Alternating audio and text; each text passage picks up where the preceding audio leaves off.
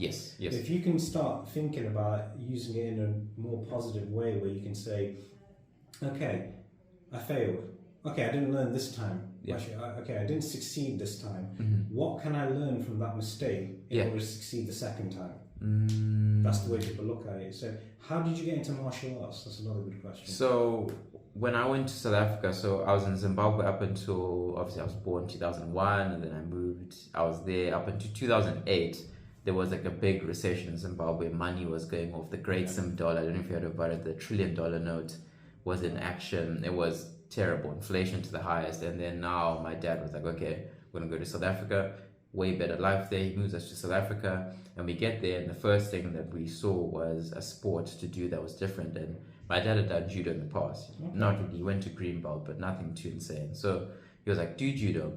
And we're like, okay, cool, judo. You go there, the first day you don't have a suit, you're in like your sports kit. You know, we do it for a couple of months, and then we start to notice that we're naturally getting better.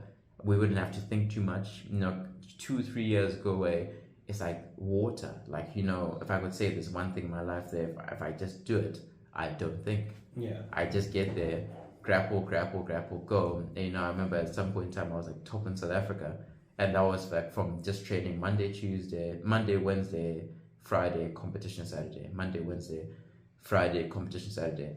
Nothing more, nothing, there's no gym, no nothing. But it's like other parents will come to my parents and be like, what extra lessons is he going for? They're like, no, he just goes to school and he trains after school, comes back, and it's like water, you know, that those things where like if you just touch it, you're like, this works nicely. And then the progression from there, obviously up until 2019, I actually stopped. When I went to high school, it wasn't really what I wanted to do then. I stopped, and then eventually my coach, Sensei Simba, amazing guy, is like, okay, let's carry on, let's try to get towards the Olympics, the World Championships. And then it was interesting because my sporting judo was conflicting with school. Right. And it was interesting because I find that my scholastic endeavors were a big part of my sport, which was also a very interesting thing because like two different things. And I remember at some point in time I wanted to go for World Championships. My mom was like, no. Like, why? Like, your grades are down. I'm like, oh yeah, my grades are actually down. Like, I'm not doing too well. But I'm like, I want to do this. And she was like, no. And we had a lot of different things and, you know, fights of saying, no, I want to do my sport. I want to go and succeed. And she's like, get your grades right first. I was like, okay, cool. I don't know, you do IGCSEs in England, right? Yes, we do. And I don't know what's the thing here. If you pass your if you fail your IGCSEs, what happens? Do you carry on? Can you do it again? I think you can do it again. Well, I did mine over 25 years ago. Yeah. So yeah, it was, if you didn't pass it in school, you had the option to retake them in college, get the qualification, and jump onto the course you need to do. Okay. That's just how it worked back then. I don't know how it's changed now. Okay, yeah. But yeah, that's what it was. I'm sure it changes every single year. Yeah. So in Zimbabwe, if you fail IGCSE, you're done. Your life is over. Right. Like, there's no second chance. If there is a second chance, the route is so complex. Certain schools don't take you. You're trying to get into this program, you're too old, they won't admit you if you're a certain age. So I remember my O-levels, I'd been training and doing all sorts of things. I wasn't really working hard at school. And you need about 5 O-levels. You need, like, say, 5 subjects to actually progress, 5 IGCSEs. And I got 5 on the dot. And that was, for me, was a big shock. Because I remember my mom said she went in and the teacher was there. They were counting all my things. They're like, oh, he got math, he got English. Literature, 5, he's fine. And we made it, but then in my head I'm like, something's wrong here. I'm wanting to do this sport, but my academics are off. I'm like, I saw my parents in a very low state and they were very, very upset. I'm like, where do I fix this? I'm like, let me work a bit harder there. Long story short, I ended up for my A-levels getting the top results in the world for design and technology. And it was a big thing because no one had actually done that before. And like the whole school was like, oh, amazing. Well done. You're so amazing. We always knew you could. But I knew that when I got 5, there's specific teachers I know by name that were like, he's going to fail. Word around the grapevine, I was like, he's never going to be anything, you know. And I see that, I'm like, wow, you know, these people had lost all faith in me. I'm like, they're like, he's not going to be anything. So I remember taking them and be like, okay, I'll show you. Let me go back to my room and just work on things. And, you know, that's where the freedom came. You know, once I got that right, my parents were like, do judo, enjoy, And up until that point, that was like when I started to see how people respond to you when you don't perform. Yeah. That's the performance addiction. You know, it's a need for performance. I'll say even for me, like I can't have a day where I don't go to the gym at least twice, and that's for I've me. seen that. Yeah. Yeah, it's like I feel jittery. I'm like, you haven't worked today. You haven't done anything. You haven't today. trained. You haven't trained. No, you haven't trained. Got to keep the mind. Got to keep the mind clear. Got to keep the mind focused. And exercise is one of the great things that happens to you. What other martial arts have you learned? Judo is the only one. I've done a tad bit of boxing. I'm really intrigued with striking because I listen to a lot of Andrew Tate and he speaks about the striking, and I watch him fight and I watch other people fight. I'm like, there's a gap, you know. For me, for judo, if I hold someone, I know that Yes, sir. I got this guy. It's not gonna be too bad. But I know that if there's a distance between me, like I've seen you do your kicks and stuff like that, and I think that's CGI. I'm only messing with you. Man. I'm like, how if I was to now be in a situation where I have to defend myself? How do I defend that? You know, because now there's a difference, there's a break. You know, people think it's all together. It's true. I mean, because it's like over the years, like so many years ago, martial arts was kind of like. It was almost like a religion. Like, say for example, you learn kung fu, you weren't allowed to learn karate. If you learned karate, you weren't allowed to learn judo. If you learned judo, you weren't allowed to learn taekwondo. Over the decades, those barriers started breaking down. So if you were a striker, you weren't allowed to grapple. If you were a grappler, you weren't allowed to learn how to strike. So like I said, over the decades, those barriers started breaking down, and it's become what it is today, MMA, mixed martial arts, where you have to combine everything from boxing, Muay Thai, wrestling, judo, jiu-jitsu, I think some capoeira thrown in there as well, but it's been good. So you've tried various martial arts as well, but you wanted to get into the striking business or combine the grappling and the striking. Because like when you know all of them, you're pretty safe. Because now the MMA fighters, man, I've seen those guys, animals, you know, pure gladiators. You know, just like UFC is amazing. We had a guy from Zimbabwe that actually won some of his fights and is now in that spectrum. And I think to myself, if I was put in a cage with another person, how am I going to fare? You know, what's going to happen? You know, because now it's like, okay, Eddie knows how to kick, he knows how to strike, he knows how to distance himself. The same way I think about actual crippling and contact moving. He knows that if I put my right foot forward, put my toe up, my heel is down, my other heel is down, I'm off balance. If I shift you and I feint and then I go the other side, you're going to open up this way. You know, I even saw this interesting video where it says that there's one fighter, when he strikes, to open you up, he aims for your forearms. So like when your hands are up at your head, he doesn't try like feint anything. He hits your arm so that you open up your face area, then he goes again. I'm thinking, information is power, knowledge is power, like you said. I don't know that knowledge, you know. So it's interesting because like when you train martial arts in your martial arts, how do they train you to like be efficient in all scenarios?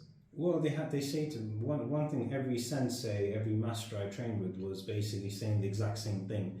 It's best to walk away from the fight. You have nothing to prove. But if it comes down to it, end it before it escalates further. Take the knee out.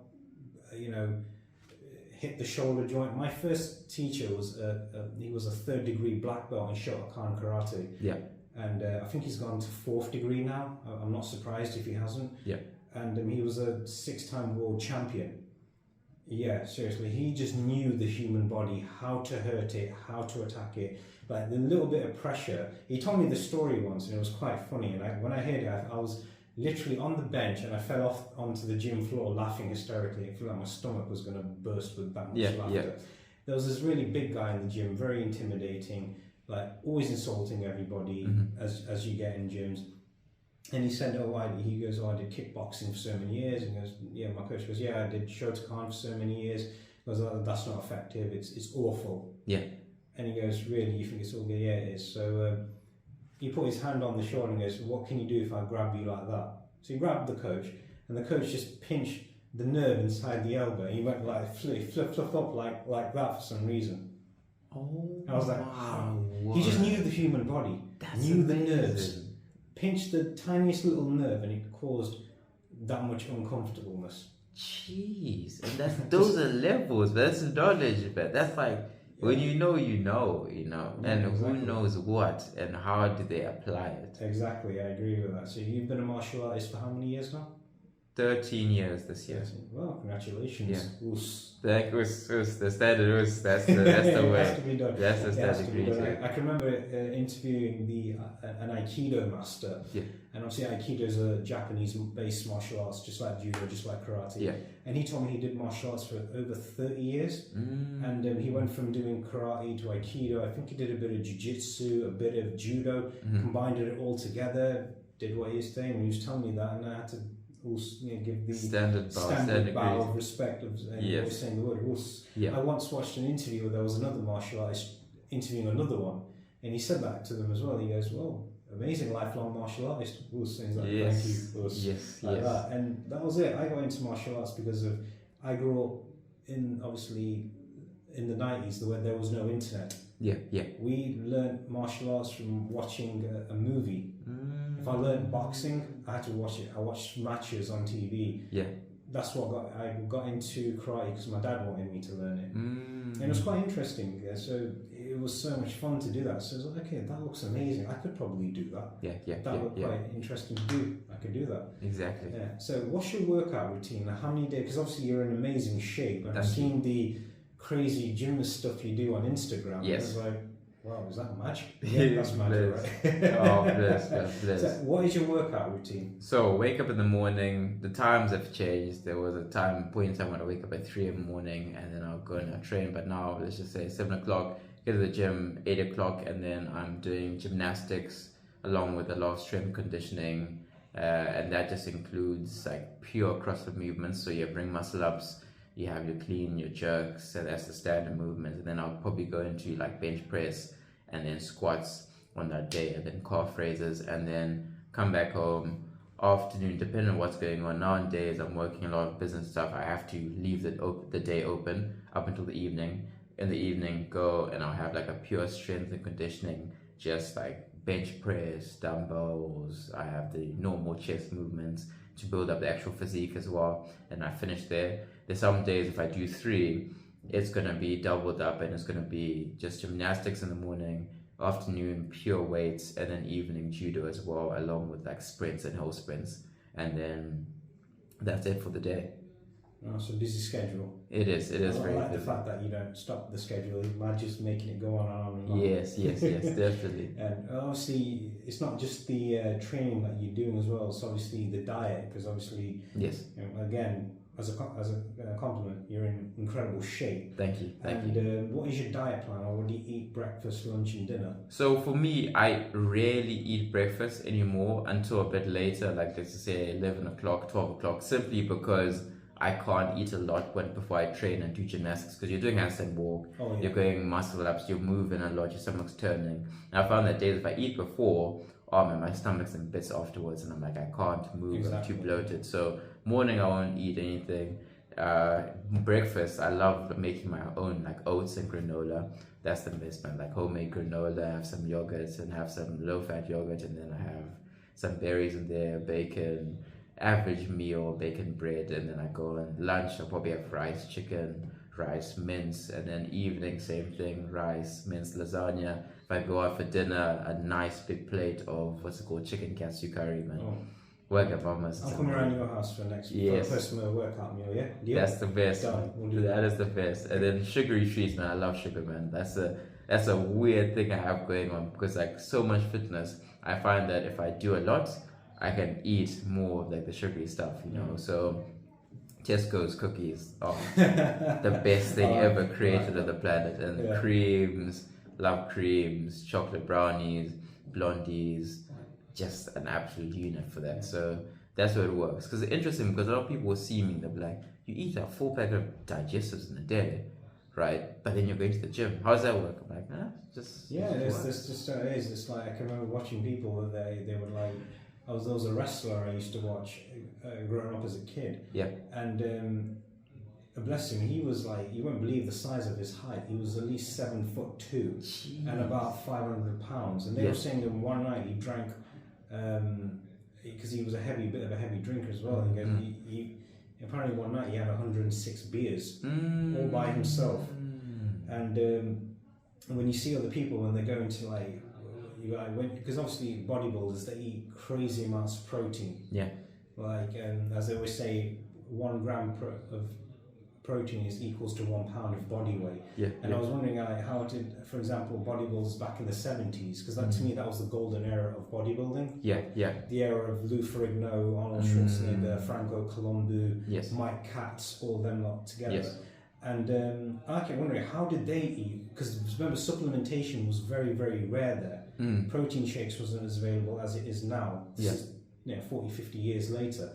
And I kept wondering, how did they eat? It was like pounds of red meat, lots of eggs, lots of chicken, lots of cheese, even like, and it was quite interesting because most of that diet was pure natural. And when I recently interviewed Rob Harris, who you've seen on my show, big shout out to Rob Harris. I kept wondering how he manages to eat there as well. And it was interesting to watch it, learn that. And he told me stuff that I didn't know what the golden era of bodybuilders were doing, making their own cream, making their own weight gainers from scratch. That's crazy. It was crazy, yeah, but it's interesting to learn that. So I wish I had your metabolism when I was your age. Oh, blessed. It is a blessing. He's blessed with a great metabolism. Oh, blessed, thank you.